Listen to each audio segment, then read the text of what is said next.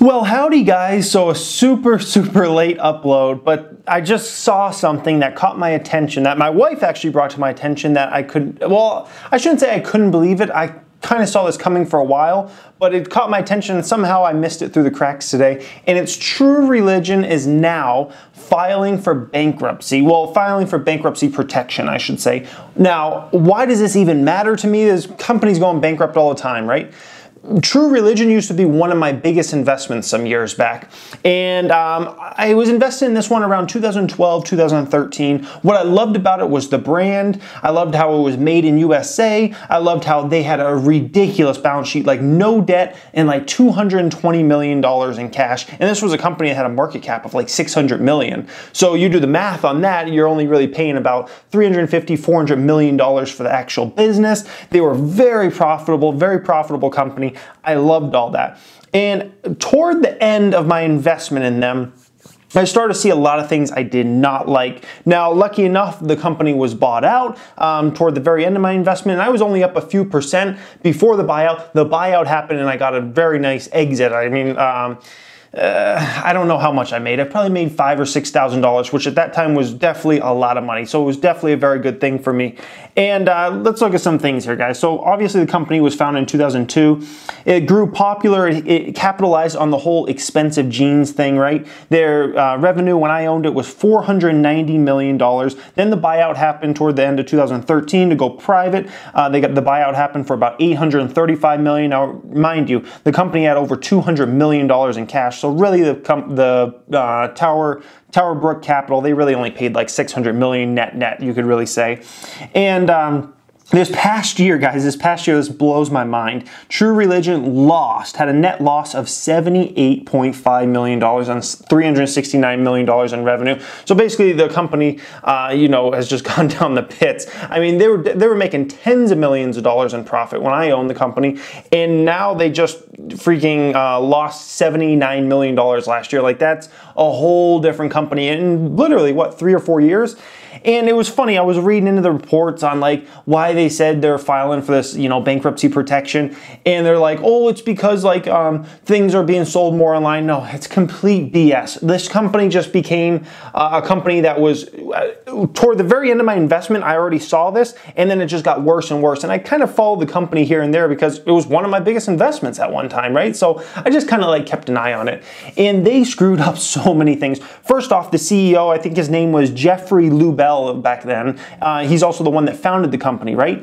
He had the whole vision for the company, and he slowly kind of wanted to get out of the company. Like, he was kind of like, he had already made so much money, and I could just tell he didn't really have the passion he once had for it. And, Wall Street bearing down on him and all that, I don't think he was the type of person that really wanted to deal with that. So he kind of wanted a way out, and the whole buyout happened, and that made sense.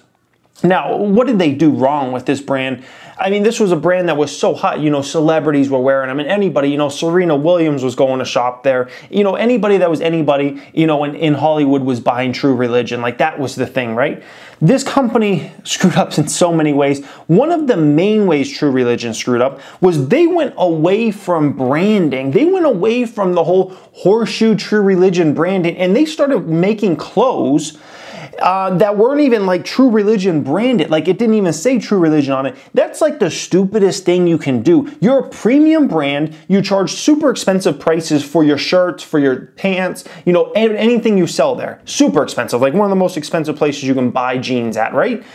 You're paying, you want the brand name too. Like, if you're a luxury brand, a lot of times it's about not just the quality, but mainly the fact that it shows whatever it is. Like Louis Vuitton, one of the things that makes Louis Vuitton great is all those little LVs on it right now. If somebody's walking around with a Louis Vuitton bag, they probably paid $1,000 for it. They probably got money, right? Same thing if somebody's driving a Ferrari, they probably got a lot of money, to buy these things. Luxury brands, same thing if somebody owns a Rolex. Why do they wear a Rolex? Well, because it's brand name, that person's got money, right? But that's not the only thing. The other thing is, this was a company that was made in America, as in their pants were made in America, like all their clothing was made in America, and that made the company special. That made, things special. Oh, this is made in America. This isn't some made in China product. It's good quality. It's made in America. Well, what I noticed, especially toward the end of my investment, more and more clothes that were coming in were made in China. were made in China. And it was like, wait, this isn't made in America, this is made in China. But they were still trying to get premium products for things that were made in China. So the company got very greedy there, and I think Jeffrey Lubell, I think he just kind of got pushed out of the way there. And his focus back then was like made in America products. And then all of a sudden it was starting the infiltration of made in China stuff. And it was like the store started getting filled with more made in China stuff than made in America. But yet they were still trying to charge the same prices as the made in America stuff. Like I would go there and look at shirts and whatnot, and sometimes I would buy shirts and whatnot. Sometimes I even wear them for videos. I still love some of those shirts. They're so comfortable and whatnot. Love the look of them.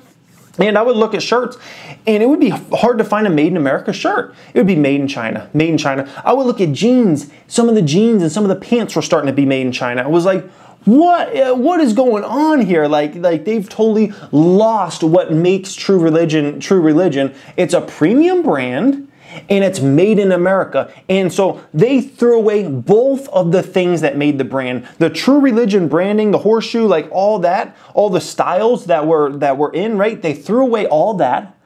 And then they threw away the made in America. And it was like, dude, like you just threw away the two things that make your brand special. Like you just tossed them away, guys. So it doesn't come as a super surprise to me that this company is now filing for bankruptcy protection. It's kind of like, I mean, it's kind of sad to see one of my old investments go that route, but at the same time, you know, the private equity fund, they just had no clue what they were doing there. I mean, they just totally, no vision at all. And sometimes these private equity companies, you know, the funds, they just have so much money, they just go out and buy stuff, right? They just go out and buy stuff. Oh, we'll only pay $600 million for True Religion. We can do something off of that.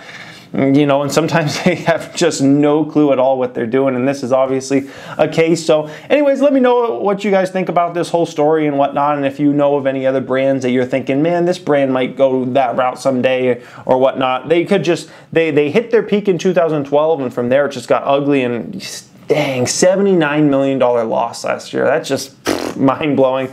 So anyways, that's about it, guys. You know what? Have a great day.